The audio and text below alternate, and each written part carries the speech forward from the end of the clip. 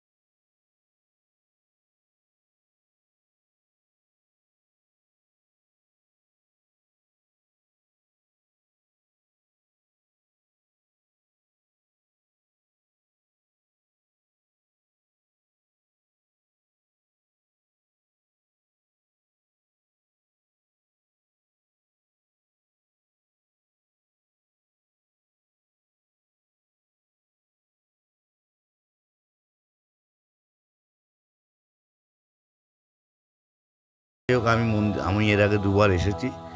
আসার উদ্দেশ্য ছিল জয়ার জন্য, আর বিশেষ করে আমি আমার অত্রির জন্য আনন্দিত এবং উৎসাহিত এবং খুব আকস্মিক যে এইটুকু বাচ্চা পুরো কেদারে হেঁটে আসলো। আমি মন্দিরকে পরিক্রমা করে চারিদিকে ঘুরে কিছু ফটো নিয়ে ভগবান শিবকে প্রণাম জানিয়ে আমি আসলাম, হোটেলে ফিরে আসলাম। হোটেল আবার 10টায় ছেড়ে দিতে হয়, সেখানে 1 ঘন্টা এক্সটেনশন করেছে। তারপরে আমি আমার পৌত্রের শরীর খারাপ শুনি বলে একটা রুম রেখেছি 1 ঘন্টার জন্য, 12টা অবধি। 12টার সময় যখন আমরা বেরোলাম তখন অজস্র তুষারপাত। এই তুষারপাত তোমরা কেউ কোনোদিন দেখোনি, আমিও দেখিনি, আমার এই 57 বছরের জীবনে আমিও দেখিনি। সে ন্যাপথলিনের মতো বড় বড় পাথর চলছে, শিলাবৃষ্টি না, কিন্তু শিলাবৃষ্টি যেমন গায়ে পড়লে লাগে এরকম কিছু না, ভেসে ভেসে পড়ছে সব। মানে অভূতপূর্ব দৃশ্য, কিন্তু কি এই ফটো তোমাদের তুলে দেখাতে পারলাম না, কারণ আমাদের সবার রেনকোট পরা ছিল, আর রেনকোটগুলো অভূতপূর্ব, এগুলোর কোনো খোলা মারার ব্যাপার নেই, উপর দিয়ে পরিয়ে দেয়। মোবাইল বের করার সুযোগ নেই, চোখ খুললে হাত আটকে যায়, হাত খুললে চোখ আটকে যায়, এরকম একটা অবস্থা। সেখানে ফটো তোলার কোনো ব্যবস্থা নেই, কিন্তু এত সুন্দর দৃশ্যটা ফটো না তুলতে পারার দুঃখটা আমার রয়ে যাবে সারা জীবন। খুব সুন্দর। তোমরা তোমাদের যদি ভাগ্যে থাকে কোনো দিন হয়তো আসবে, এসে দেখতে পাবে। আমিও চাই তোমরা আসো এবং কেদারনাথকে নতমস্তকে প্রণাম জানাই, ধন্যবাদ জানাই যে উনি আমাদের সকল বিপদ সংকুল অবস্থা রাস্তা সব মুক্ত রেখে আমাদেরকে নির্বিঘ্নে কেদারে নিয়ে এসছেন। এবং কেদার থেকে আমরা খুব নির্বিঘ্নেই নেমেছি। আমি হেঁটেই নেমেছি, আমি হেঁটে উঠেছি, হেঁটেই নেমেছি, আর সবাই ঘোড়ায় নেমেছে। আমার অত্রি পিট্ঠুতে নেমেছিল, ওর সঙ্গে পাল্লা দিয়ে আমি নেমেছি। তাহলে বুঝতে পারছো, আমাকে দেখে সবাই আরও অবাক হয়ে যাচ্ছে যে তুমি পিট্ঠুর সঙ্গে পাল্লা দিচ্ছ। পিট্ঠু মানে পাহাড়ি মানুষ, এদের অভ্যাস থাকে, এরা জোরে জোরে দৌড়ানোর মতো করে পাহাড় থেকে নামে, আর নামাটা অতি বিপদ, পিচ্ছল রাস্তা। আমি তাকে ফলো করে করে এগিয়েছি। প্রথমে আমি নেমে আর হাঁটতে পারছিলাম না। যাই হোক, এখন আমি ঠিক আছি। ভগবানকে ধন্যবাদ জানাই, পুনরায় নতমস্তকে প্রণাম জানিয়ে